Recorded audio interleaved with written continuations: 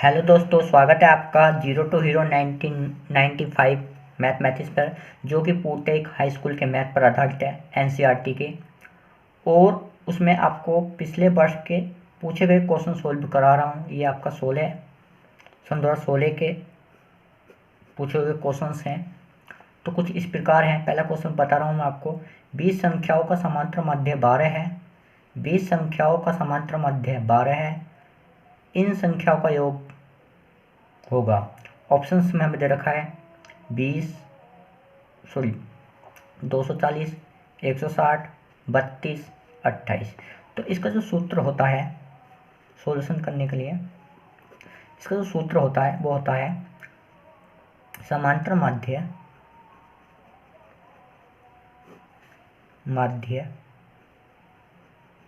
बराबर पदों का योग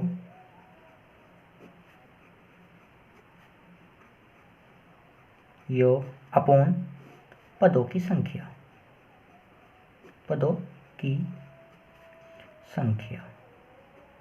ये हमारा फॉर्मूला होता है। समांतर माध्य बराबर होता है पदों का योग पदों की संख्या। अब इसने हमें समांतर माध्य कितने दे रखा है, वो दे रखा है हमें 12। हमें पदों का योग यानी संख्याओं का योग निकालना है। पदों का योग या पदों की संख्या निकालनी है हमें। योग मुझे निकालना है। और अपोन में जो हमें पदों की संख्या दे रखी है वो दे रखी है हमें 20 संख्याओं। क्रॉस मल्टीप्लाई करेंगे तो ये इधर चले जाएगा। 12 गुणा 20 बराबर पदों का योग। इन दोनों के आपस में मल्टीप्लाई करेंगे तो आएगा 240। ऑप्शन हमारा फर्स्ट सही हो जाएगा।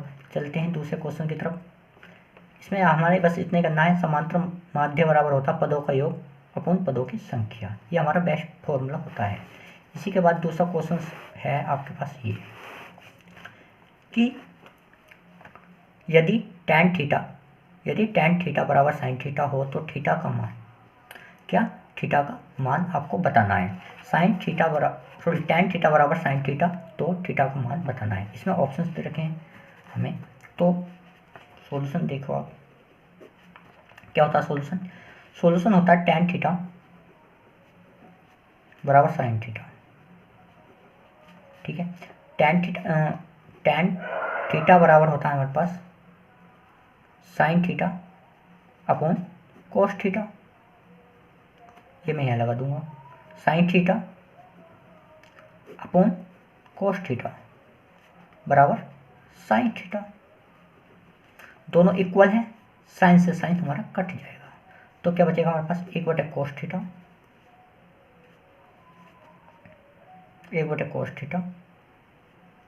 बराबर 1। ये क्रॉस में करूंगा तो मैं ये हो जाएगा आपके पास ये cos थीटा बराबर 1।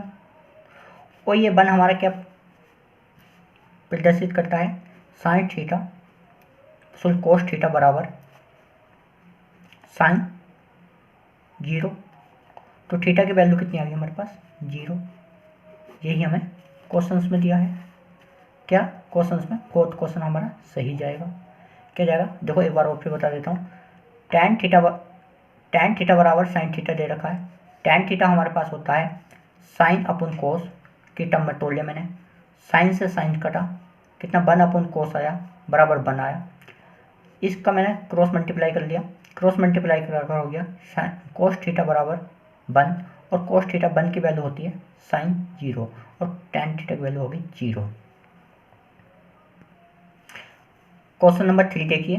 क्वेश्चन नंबर 3 था अपना, 2 मैंने पहले कर चुका हूँ। इसने कह रखा है यदि 27, 23 x माइनस के 4, x प्लस के 4, प्लस 15, 3 और 7 का समांतर माध्य 15 हो तो x का मान ज्ञात कीजिए। ये 2 मार्क्स में पूछा हुआ क्वेश्चन है आपका। 2 मार्क्स में पूछा हुआ क्वेश्चन है आपका।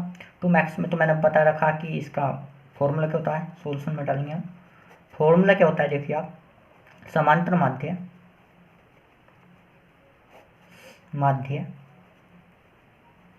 बराबर पदों का योग का योग अपोन में पदों की संख्या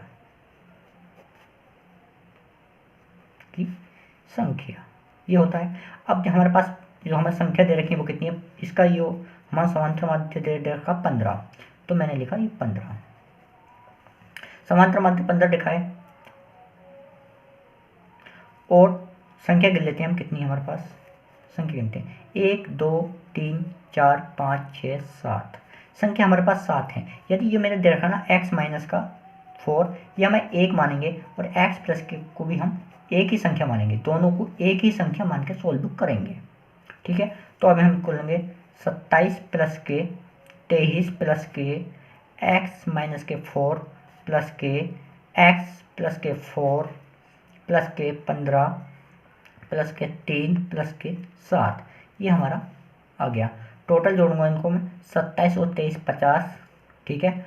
और 50 और 15 कितने हो गए हमारे पास, 65 और 10 कितने हो गए, 75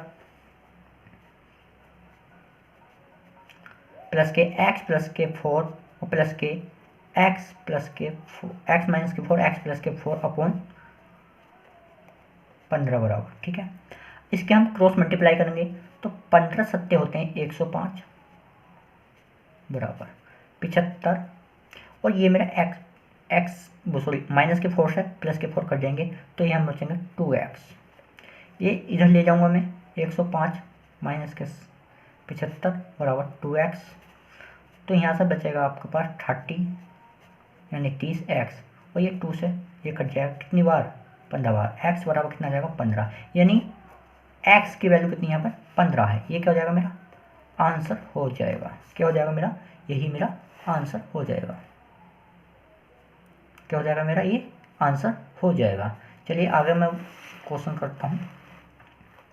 ये देखो क्या अगला क्वेश्चन है, चित्र में, यानी हमारे पास कोई चित्र दे रखा है, चित्र में वृत्त का ओ केंद्र है जिसकी ए बी और बी सी दो जीवा हैं, ये ए है और ये बी है, और यहाँ पे इनमें क्या है बी सी, यानी सी और ये मेरी डी क्या है, दो वृत्त की जीवा हैं।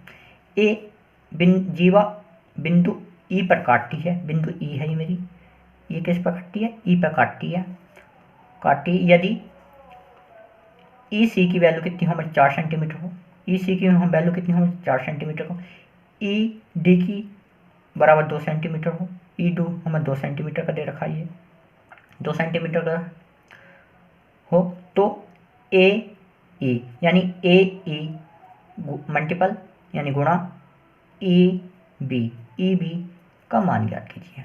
तो ये मैं बता देता हूँ, ये ऐसे करके कोई क्रॉस कर रखा है, तो मैंने कहा ये ए है मेरे पास, ये बी है, और यहाँ पे पी पॉइंट पर काटती है, ये सी है, ये मेरे डी है, तो ये बराबर होता है A point B sorry P multiple P point B equal हो जाएगा आपका सी पी मल्टीपल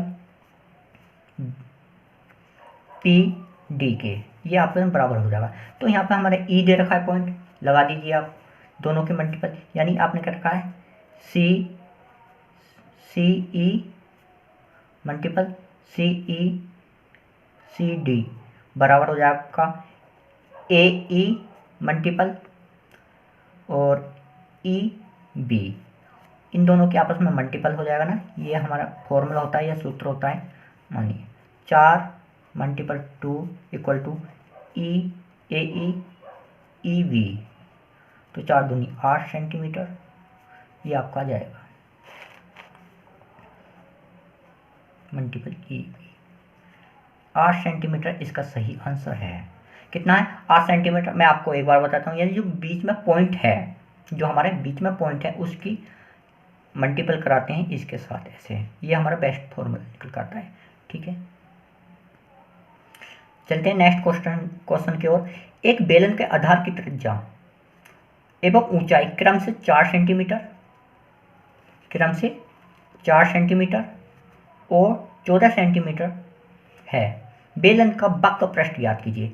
तो सबसे पहले हम सॉल्यूशन में एक बेलन बनाएंगे, क्या बनाएंगे, एक बेलन बनाएंगे, ये मैंने आपका बेलन बनाया, इसकी मैंने ये मिलाई लाइन है, ये आपका लैम्डा है। आधार की त्रिज्या, यहाँ से यहाँ तक की त्रिज्या आर होती है, ये मेरी त्रिज्या हो गई, और ये इसकी हाइट होती है। तो जो इसका आयतन होता है, आयतन बेलन का आयतन जो होता है वो होता है आपका पाई आर स्क्वायर एच। बक पृष्ठ जो इसका होता है, बक पृष्ठ होता है वो आपको होता है 2 पाई आर एच होता है। यही फॉर्मूला हमें चाहिएगा। क्या चाहिएगा? यही फॉर्मूला हमें चाहिएगा। उसने देखो जो हमें इसने दे रखा है उसकी त्रिज्या यानी आर कितनी दे रखी है हमें, 4 सेंटीमीटर की दे रखी है, और उसकी हाइट हमें कितनी दे रखी है, वो हमें 14 सेंटीमीटर की दे रखी है, 14 सेंटीमीटर की। तो हम यहाँ पे उसके फॉर्मूले लगा देंगे। 2 पाई, त्रिज्या कितनी देखिए हमें 4 सेंटीमीटर, और ऊंचाई कितनी दे रखी है हमें उसने, 14 सेंटीमीटर। अब देखिए आप पाई की वैल्यू कितनी होती है, 22/7।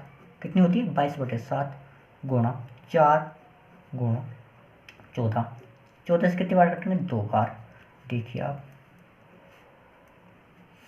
4 दूनी 8, 8 दूनी 16, 4 दूनी 8, 8 दूनी 16, ये हमारे पास 22। इन दोनों के आपस में मल्टीप्लाई करेंगे, कितना जाएगा, 16 दूनी 32 का 2, हाथ से लगे 3, 16 दूनी 32, 16 दूनी 32 और 3 35, काय में आएगा, सेंटीमीटर स्क्वायर में आएगा। ये हमारा इसका बक पृष्ठ आ जाएगा। यदि यहाँ पे हमारा आयतन हो जाता तो इसकी जो यूनिट होती है वो सेंटीमीटर क्यूब में होती है, आयतन में। बस इतना आपको ध्यान रखना है, काय में होती, क्यूब में होती। चलिए नेक्स्ट क्वेश्चन कराते हैं। काफ़ी इंपॉर्टेंट है, अच्छे अच्छे क्वेश्चन हैं 10वीं क्लास की, और एक न एक क्वेश्चन यहाँ से पूछा जाता है हर बार। चलिए आगे करता हूँ। यदि किसी लंबवत शंकु की ऊंचाई 3 सेंटीमीटर, उसके आधार की त्रिज्या 4 सेंटीमीटर हो तो उसका आयतन ज्ञात कीजिए। सबसे पहले तो हम शंकु बनाएंगे अपना। ये अपना हमने बनाया शंकु, ये लीजिए, ये हमने शंकु बनाया, ठीक है। ये हमारी आधार की त्रिज्या होती है आर, ठीक है। ये उसकी लंबाई होती है, ये तिर्यक ऊंचाई, इसको हम एच कहते हैं, ठीक है। जो इसका जो आयतन होता है, सोल्यूशन में डालो आप, इसका जो आयतन होता है, आयतन होता है 1/3 पाई आर स्क्वायर एच होता है। ये हमें गिवन है, क्या क्या गिवन है हमें देखते हैं, बताओ। ये हमें त्रिज्या इसने दे रखी है 3 सेंटीमीटर, और हाइट हमें दे रखी है उसने, नहीं वो, हाँ, ऊंचाई इसने हमें दे रखी है 3 सेंटीमीटर, ऊंचाई 3 सेंटीमीटर, और ये दे रखी है हमें 4 सेंटीमीटर। ये चलिए लगा दो फॉर्मूले में, 1/3 पाई, ठीक है, और स्क्वायर गुणा 4 का स्क्वायर यानी त्रिज्या का स्क्वायर, और ये अपना कितना हो गया 3। 3 से 3 कैंसिल आउट, ये आपका है क्या, पाई और 4 चौक 16, यानी 4 का स्क्वायर 16, तो ये आ जाएगा हमारा 16 पाई। यही हमारा आंसर आ जाएगा। मैंने कहा काहे पूछा हमने, आयतन पूछा, सेंटीमीटर क्यूब में होगा आयतन, ठीक है। ये हमारा आंसर आ जाएगा। ये हमें इस पूछा गया था शायद 2 नंबर में, सिंपल क्वेश्चन है, हमें कुछ करना नहीं है, 2 नंबर में पूछा गया क्वेश्चन से, इजी पैटर्न से हम कर भी सकते हैं, ठीक है। नेक्स्ट क्वेश्चन की तरफ चलते हैं। नेक्स्ट क्वेश्चन है हमारा, tan a बराबर 1/√3, tan b बराबर √3, तो ए बी का मान ज्ञात कीजिए। ट्रिग्नोमेट्री एग्जामिनर का बहुत फेमस चैप्टर है, यहाँ से हर बार 10 से 12 और 15 तक क्वेश्चन पूछे जाते हैं। इस बार भी आपको बहुत सारे मिलेगा, वैसे तो सिलेबस इस बार घटा दिया गया है, और ये मैंने कई बार, ये वाला क्वेश्चन कई बार पूछा गया है, और मैं अपने ऑफलाइन बैच में भी करते रहता हूँ, तो करते हैं। इसने दिया है tan a बराबर 1/√3। यदि मैं यहाँ पे ये बात करूँ तो tan, ये हमारी tan की कितनी वैल्यू होती है, तो आप क्या हो गए, tan a बराबर, ये होती है हमारी tan 30 की वैल्यू। इसी प्रकार मैं यहाँ पे निकालूंगा अपना tan b बराबर √3, और ये tan में किसकी वैल्यू होती है, अंडर रूट tan 6 की वैल्यू होती है, यानी ये हमारी tan की वैल्यू 6 की वैल्यू होती है, ये हमारी कितनी होती है अंडर रूट 3। यदि यहाँ से मैं b का मान निकाल सकूँ तो कितना आ जाएगा 60 डिग्री, और यहाँ से मैं जो a की वैल्यू निकालूंगा वो होगी 30 डिग्री। तो इसने मुझसे यही तो पूछा है a प्लस बी बराबर, क्या पूछा है a प्लस बी बराबर क्वेश्चन पूछा है। तो कितना हो जाएगा हमारा 30 प्लस के 60, तो कितना आएगा हमारा आंसर 90। a प्लस बी बराबर 90 आ जाएगा। यदि यहाँ पर कोई भी वैल्यू दे सकता था, वो मैं यहाँ पर tan भी लगा सकता था कि यहाँ पे tan 90 का मान बताइए, tan a प्लस बी का मान बताइए, तो हम क्या लगाते 90, और tan 90 का मान कितना होता है हमारे पास लोटो 8 यानी अनंत। ठीक है, थैंक यू। सेक्शन पसंद आए तो सब्सक्राइब कीजिए और दोस्तों को शेयर कीजिए, क्योंकि काफ़ी इंपॉर्टेंट क्वेश्चंस आपके होने वाले हैं। और लाइक कीजिए और शेयर कीजिए आपको अच्छा लगे, और हमारा मोटिवेशन बढ़ाइए ताकि मैं आपको और वीडियो बना सकूं। Thank you.